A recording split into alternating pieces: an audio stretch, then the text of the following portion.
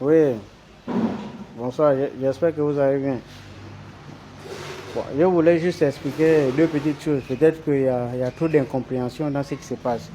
Je vais donc vous expliquer le rôle réel des institutions. C'est pas que j'ai la science infuse, hein, mais je donne juste ma petite compréhension à mon niveau du rôle des institutions. Nous allons donc prendre deux institutions aujourd'hui. La prochaine fois, nous allons expliquer les autres institutions.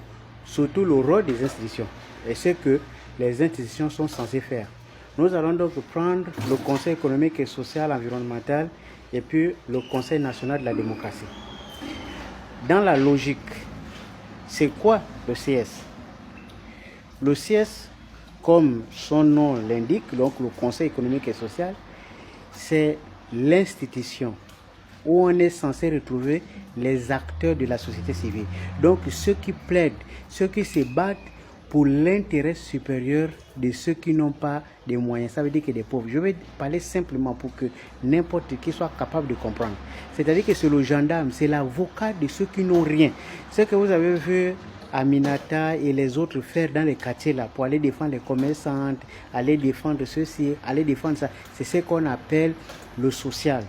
C'est eux qui doivent être là-bas au CS pour continuer à défendre les intérêts, ce qu'ils ont fait sur le terrain là. Ils vont aller faire ça là-bas, mais sur les formes officielles, pour partir d'individus à la personne morale, donc l'institution, qui est censée les regrouper pour plaider pour ceux qui n'ont pas de moyens.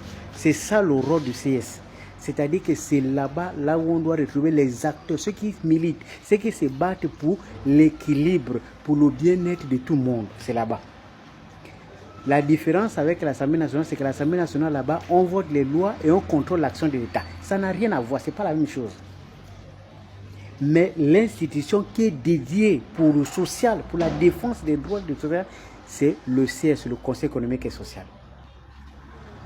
Et le Conseil national de la démocratie, c'est l'institution qu'on a installée là pour stabiliser le monde politique, pour permettre aux acteurs politiques d'avoir une plateforme, un siège, un lieu là où ils peuvent venir débattre et trouver les solutions entre eux. Et donc, la logique aurait voulu qu'un acteur comme Séraphin Mundunga, que je respecte très bien, parce que moi je suis un observateur averti de la scène politique, ce monsieur, il a fait des choses extraordinaires. D'abord, il était questeur à l'Assemblée nationale, je ne sais pas s'il était le 1 ou le 2. Et ensuite, il a participé à la première assemblée. Alors là, l'assemblée la plus digne que le pays n'a jamais vue. En 2000, je ne sais pas trop, en 1996 ou après l'élection, en tout cas après l'élection présidentielle. Alors, il y avait les groupes parlementaires. Et dans le groupe parlementaire PDG, il y avait, c'était Séraphin Mundunga, je crois Léonard Adjembe, et qui d'autre là, j'oublie encore le nom de ceux qui constituaient le groupe PDG là. Et ensuite, il y avait l'opposition, amenée par Albertine Maganga Moussavu, Benoît Moutinzamba, Pierre Mambundu, et voilà, et j'en passe. Ça, c'était l'Assemblée nationale. Et comme président, vous avez l'excellent Guinzuba Dama qui a fait, voilà, dans le discours, la dimension philosophique qui n'est plus approuvée. Bon, bref, ça c'était l'Assemblée nationale. Et l'Assemblée a son rôle qui est différent du CS. Et donc, moi j'aurais souhaité, bon, en fait, ça n'est que moi, c'est là-bas là où on doit trouver les acteurs de la société civile. Là-bas, au sein de cette institution. Pas forcément les mélanges, non. Il y a une institution dédiée aux politiciens, il y a une institution dédiée à la politique. Comment dans un pays, on va avoir l'ensemble des institutions. Nous sommes en transition, nous ne sommes pas dans un régime normal, nous sommes dans un régime d'exception, donc en transition. L'ensemble des institutions vont être occupées par les politiciens. Pour quelle raison? Même le Conseil économique et social, qu'on pouvait bien trouver un acteur de la société civile. Si on n'avait pas, il y avait Aminata Ondo, il y avait les Georges Paga, même en étranger, il y avait des acteurs, il y avait des acteurs de renom, hein, Amia Washington et puis les autres. Il y avait du monde qu'on pouvait nommer à la tête de cette institution, ne fût-ce que parce que ça relève du domaine du social. On ne l'a pas fait. Ben, Mundunga, s'il est opposant, il est donc un politicien.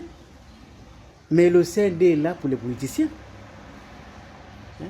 Maintenant, si demain on nomme un acteur de la société civile à la tête du CND, les politiciens vont commencer par bouder. Alors que là, c'est les politiciens qui dirigent la quasi-totalité des institutions. Alors que nous sommes dans une situation d'exception. Le véritable problème, c'est que le CND est censé avoir un débat en interne sur le plan politique et le CS un débat en interne sur le plan social. Mais lorsque vous êtes en parité, là où on doit accepter la parité, c'est au Sénat. Parce que c'est là-bas, là où on contrôle l'action de l'État, on vote des lois. À l'Assemblée nationale, on peut avoir une fusion. Mais les autres institutions sont séparées. Le CS est séparé du CND. L'autre est politique et l'autre est social. Mais pourquoi ce mélange? Bon, je suis sûr que ceux qui entourent le président de la transition ont des raisons valables pour l'avoir conseillé au président de procéder de cette façon.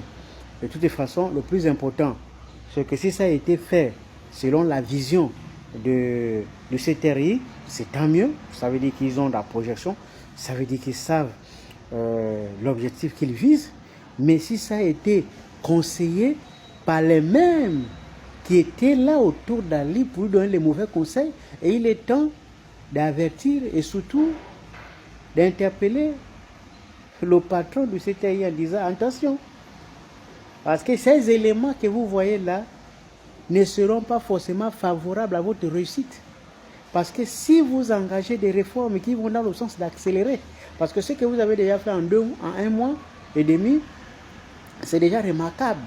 Mais il y a des gens qui pensent que si vous accélérez la cadence, ça veut dire que vous allez faire peut-être en 1 an ce qu'eux n'ont pas pu faire en 14 ans. Et attention, il y a des gens qui ne sont pas forcément contents, mais qui sont autour de vous, qui peuvent évidemment essayer d'injecter les défauts à gauche, à droite, pour susciter le débat et surtout pour susciter la contradiction qui va forcément déboucher vers le découragement des uns et des autres.